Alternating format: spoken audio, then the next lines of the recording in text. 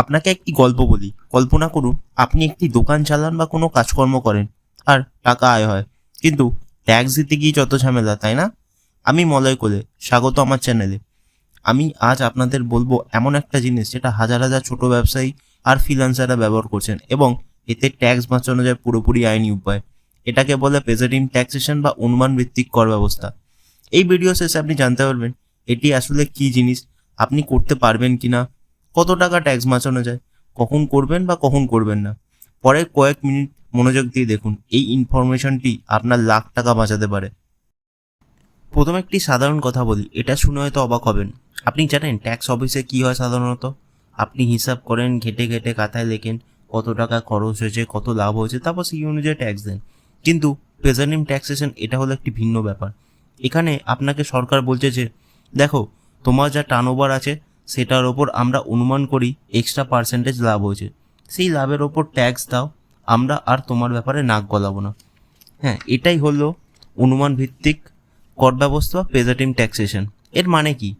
মানে এই, আপনার প্রকৃত লাভ যা থাকুক না কেন, সরকার একটা ফিক্সড হারে ধরে নিচ্ছে যে লাভ হয়েছে আর তার ওপরেই ট্যাক্স দেবেন।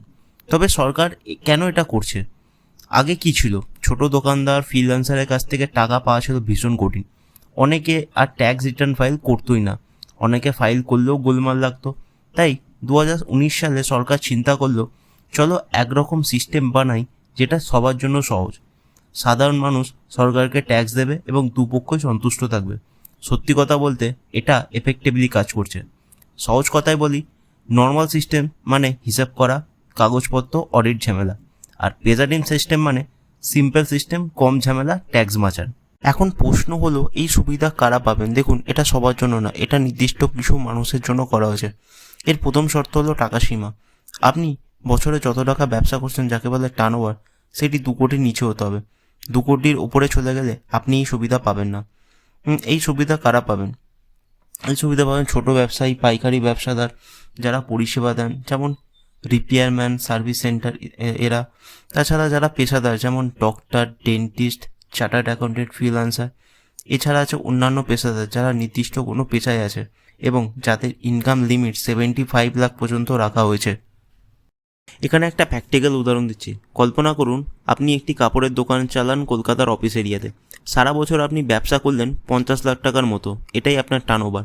এখন বাস্তবে কত লাভ হয়েছে?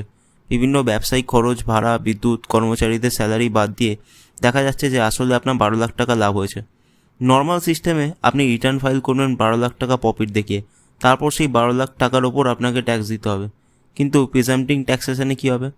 আপনার 50 লাখ টাকা টার্নওভার হয়েছে। সাধারণত এই ধরনের ব্যবসায় প্রফিট হয় টার্নওভারের 8%। তো আপনার প্রফিট ইজুকাল টু 50 লাখের ওপর 8% ইজুকাল টু 4 লাখ টাকা। মানে এই 4 লাখের ওপর ট্যাক্স আপনাকে দিতে হবে। এর ফলে আপনি 12 লাখ টাকার ওপর ট্যাক্স না দিয়ে 4 লাখ টাকার ওপর ট্যাক্স দিচ্ছেন। মানে প্রকৃত লাভ আপনার অনেক বেশি হতে পারে, কিন্তু ট্যাক্স দিচ্ছেন অনেক কম। চলুন একজন ফ্রিল্যান্সারের এক্সাম্পল দেখি। ধরুন আপনি অনলাইনে কাজ করেন, যেমন web design, content writing, editing, এবং তার থেকে সারা বছরে আয় হয়েছে 40 লাখ টাকা। এখন সব কিছু এক্সপেন্স বাদ দিয়ে আপনার প্রকৃত নেট আয় 28 লাখ টাকা। নর্মাল সিস্টেমে ট্যাক্স হবে 28 লাখের ওপর। রেট যদি 30% হয় তাহলে দিতে হবে 8.4 লাখ টাকা। কিন্তু প্রেজেন্টিভ সিস্টেমের ক্ষেত্রে সরকার ধরে নিচ্ছে 40 লাখের ওপর 50%, মানে 20 লাখ টাকা লাভ। ট্যাক্স দিতে হবে 20 লাখের ওপর 30%, মানে 6 লাখ টাকা। তো আপনার ট্যাক্স বেঁচে গেল প্রায় 2.4 লাখ টাকা। এটাই হলো প্রেজেন্টিভ ট্যাক্সেশনের ম্যাজিক। তবে প্রতিটি ব্যবসার ধরনের ওপর প্রেজেন্টিভ ট্যাক্স রেট আলাদা আলাদা হয়। যেমন ব্যবসায়ী ও খুচরো বিক্রেতার সারা বছরের টার্নওভারের 8%-এর ওপর প্রেজেন্টিভ ট্যাক্স নেওয়া হয়। যারা কোনো প্রফেশনে আছে তাদের মোট আয়ের 50%-এর ওপর প্রেজেন্টিভ ট্যাক্স ধার্য করা হয়। এছাড়া আরও অন্যান্য পেশাদারদের ওপরও ভিন্ন ভিন্ন রেটে ট্যাক্স নেওয়া হয়। গভর্নমেন্ট টাইম টু টাইম এর রেট চেঞ্জও করে থাকে। এখন বলি প্রিজাম্পটিভ ট্যাক্সেশনের মাধ্যমে আপনার কী কী বেনিফিট হবে। নাম্বার 1, ঝামেলা মুক্ত হবেন। সাধারণ ব্যবসায় কী হয় জানেন? সারা বছর হিসেবের খাতা মেনটেন করতে হয়, যার জন্য প্রচুর পরিমাণে ফাইল জমা হয়ে যায়। তারপর অ্যাকাউন্টেন্ট আছে, তার পিছনে লাখ টাকা খরচ। প্রিজাম্পটিভ ট্যাক্সেশনে বেশি থেকে বেশি একটি খাতা মেনটেন করলেই হয়ে যায়, এক্সট্রা কোনো বার্ডেন নিতে হয় না। সাধারণ সিস্টেমে অ্যাকাউন্টিংয়ে সময় লাগে 20 থেকে 30 ঘন্টা। যদি অ্যাকাউন্টেন্টকে 300 টাকা প্রতি ঘন্টা দেন, 6 থেকে 9 হাজার টাকা আপনি প্রতি বছর বাঁচাতে পারবেন। নাম্বার 2, অডিট হবে না। সাধারণত কি হয়, সরকার ক্যাজুয়ালি কোনো কোনো ব্যবসায়ীকে বলে আপনার অডিট হবে, তারপর শুরু হয় ভারী ঝামেলা। কেন এই খরচ, কেন সেই খরচ, এটা কোথা থেকে আসলো, এইসব প্রশ্নের জবাব দিতে হয় মাসের পর মাস। প্রিজেন্টিভ হলে একটি নির্দিষ্ট প্রফিটের ওপর যেহেতু ট্যাক্স দিতে হয়, তাই অন্য কোনো ঝামেলা পোয়াতে হয় না, আর আপনার মানসিক শান্তিও ব্যাঘাত ঘটে না। নাম্বার 3, ট্যাক্স ফিলিং সহজ হয়। সরকার নতুন একটি ফর্ম করেছে ITR-4। এটি ছোট এবং খুবই সহজ, প্রেজেন্টিভ ট্যাক্সেসের জন্যই বানানো। কোনো জটিল হিসেব নেই, কোনো বড় শিডিউল নেই, সিম্পল। নাম্বার 4, সব ধরনের ব্যবসার জন্য কাজ করে। চাই আপনি অনলাইনে কাজ করুন, দোকানে বিক্রি করুন, সার্ভিস দিন, সব জায়গায় এই ট্যাক্সেশন কাজ করে। নাম্বার 5, সম্পূর্ণ আইনি বৈধতা। এটি কোনো বেআইনি পদ্ধতি নয়, কারণ এটা সরকার নিজেই বানিয়েছে আপনাকে ট্যাক্স দিতে উৎসাহিত করার জন্য। এর মাধ্যমে আপনি সম্পূর্ণ আইনি সুবিধা পাবেন। নাম্বার 6, ব্যাংক থেকে ঋণ পাওয়া সহজ হয়। আপনি যখন ব্যাংকে যাবেন ঋণের জন্য, তারা দেখবে আরে এই লোক প্রতি বছর সাফল্যের সাথে ট্যাক্স রিটার্ন ফাইল করছে, ট্যাক্স দিচ্ছে। এর ফলে ব্যাংক আপনাকে ঋণ দিতে কোনো দেরি করবে না। সব মিলিয়ে আপনি বিশ্বাসযোগ্য হয়ে যাবেন সবার কাছে। তবে যেমন সব জিনিসের ভালো দিক আছে, তেমনি আবার খারাপ দিকও আছে। যেমন এই সিস্টেমের কিছু খারাপ দিকও আছে। নাম্বার 1, আপনার অফিসিয়াল আয় কম থাকবে। একটা এক্সাম্পল দিই, তাহলে আপনি বুঝতে পারবেন। ধরুন আপনার প্রকৃত লাভ 15 লাখ টাকা, প্রিজামটিভ অনুযায়ী 5 লাখ টাকা। আপনি ট্যাক্স ফাইল করবেন 5 লাখ দেখিয়ে। এখন আপনার অফিসিয়াল আয় হয়ে গেল 5 লাখ। কিন্তু যখন বাড়ির ঋণের জন্য ব্যাংকে আবেদন করবেন, তারা দেখবে যে আপনার আয় 5 লাখ, 15 লাখ নয়। তারপর বলবে দুঃখিত, এই আয় এত বড় ঋণ দিতে পারি না।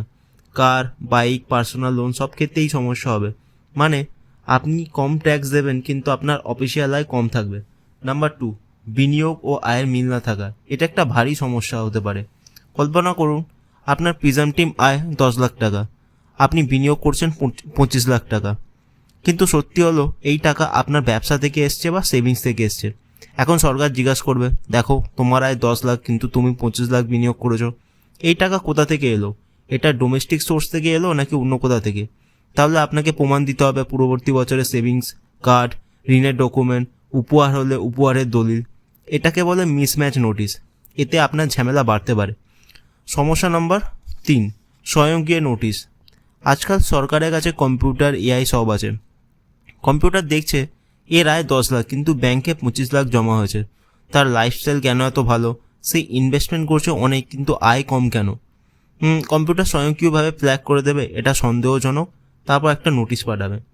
নাম্বার 4, ব্যবসায়িক ক্ষতি দাবি করতে পারবেন না। সাধারণ সিস্টেমে ব্যবসায় যদি লোকসান হয় তাহলে পরের বছরের লাভ থেকে সেটি কেটে নিতে পারেন, কিন্তু প্রিজামটিভের ক্ষেত্রে আপনি নির্দিষ্ট পার্সেন্টেজ আগেই ধরে নিয়েছেন, সেক্ষেত্রে এই লস পরের বছর লাভ থেকে বাদ দিতে পারবেন না।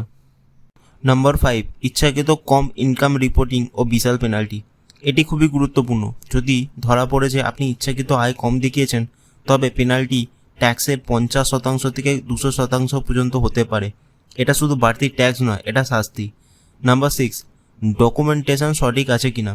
অনেকে মনে করে যে প্রিজামটিভ হলে কোনো ডকুমেন্ট রাখতে হবে না। ভুল, এখানেও আপনাকে সব কিছু ডকুমেন্ট রাখতে হবে, যেমন লেজার বুক, ইনভেস্টমেন্ট সার্টিফিকেট, ব্যাঙ্ক স্টেটমেন্ট সব কিছু। Number 7, middle income tap. আপনার প্রকৃত আয় যদি প্রিজামটিভ আয়ের চেয়ে অনেক বেশি হয়, তাহলে নেক্সট বছর আপনাকে স্কিম ছেড়ে দিতে হতে পারে। কিন্তু তখন সরকার বলবে আগে তুমি কম আয় দেখিয়েছো, এখন কিভাবে বেশি দেখাচ্ছ। এরপর আপনার ইনকামের ওপর অডিট শুরু হতে পারে। এখন বলি, আপনি যদি এই স্কিম নেন তাহলে কী কী ডকুমেন্ট রাখবেন।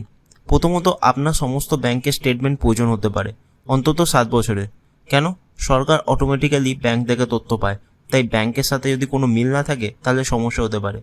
নাম্বার 2, সব টাইপের ইনভেস্টমেন্ট প্রুফ রাখুন, যেমন share, mutual fund, FDs, bonds ইত্যাদি, কারণ এইগুলি প্রমাণ করবে আপনি লিগালি ইনভেস্টমেন্ট করেন। নাম্বার 3, কোনো প্রপার্টি ডকুমেন্ট অথবা কোনো বড় অর্ডারের এগ্রিমেন্ট থাকলে সেটি লাগতে পারে। নাম্বার 4, যাবতীয় বিমা ও পেনশনের ডকুমেন্ট রাখুন, যেমন ELS এর রসিদ, PPF, NPS এর স্টেটমেন্ট ও জেনারেল ইন্স্যুরেন্স পলিসির পেপার। এখন একটা গুরুত্বপূর্ণ প্রশ্ন, কখন এই স্কিম ছেড়ে দেবেন? হ্যাঁ, আপনি ছেড়ে দিতে পারেন, কোনো সমস্যা নেই। আপনার প্রকৃত আয় অনেক বেশি হয়ে গেলে সেক্ষেত্রে প্রিজামটিভ অনুযায়ী ট্যাক্স ফাইল করলে ব্যাংক থেকে লোন পেতে আপনার সমস্যা হতে পারে। যদি বিদেশ ভ্রমণ বা বড় ইনভেস্টমেন্ট করতে চান বা নিজের ব্যবসাকে বড় করতে চান, সেক্ষেত্রে আপনার আয় কম দেখালে সমস্যা হতে পারে। আপনার টার্নওভার যদি 2 কোটি অতিক্রম করে, তাহলে বাধ্যতামূলকভাবে আপনাকে এই স্কিম ছেড়ে দিতে হতে পারে। এবং নর্মাল রিটার্ন ফাইল করতে হতে পারে। আপনার ব্যবসায় পরিবর্তন হয়েছে, ধরুন আপনি কনসালট্যান্ট ছিলেন, এখন ফ্যাক্টরি চালাচ্ছেন, সেক্ষেত্রে এই স্কিম আপনাকে ছাড়তে হতে পারে। এখন প্রশ্ন হলো কিভাবে এই স্কিম থেকে বেরোবেন। এটা খুবই সহজ, পরের বছর ITR 4 না দিয়ে ITR 2 দিন, ব্যাস। এর জন্য আপনাকে কোনো পেনাল্টি দিতে হবে না। এই কয়েক মিনিট আমরা যা শিখেছি সেটা মনে রাখুন। প্রিজামটিক ট্যাক্সেশন ছোট ব্যবসায়ী ও ফ্রিল্যান্সারদের জন্য খুবই উপযোগী। কম ট্যাক্স দিতে পারবেন, কম ঝামেলা পোহাতে হবে। কিন্তু শুনুন, আগে একজন ট্যাক্স এক্সপার্টের সাথে কথা বলুন, তারপর আপনি সিদ্ধান্ত নিন কোন ট্যাক্স সিস্টেম আপনার জন্য ভালো। আর যদি আপনার ভিডিওটি পছন্দ হয়ে থাকে তাহলে লাইক করুন, সাবস্ক্রাইব করুন এরকম নলেজেবল ভিডিও পেতে। আর যদি আপনার এই বিষয়ে কোনো মতামত থাকে তা অবশ্যই কমেন্টে জানান। আপনার মূল্যবান সময় আমাকে দেওয়ার জন্য খুবই ধন্যবাদ, আর দেখা হবে পরের ভিডিওতে।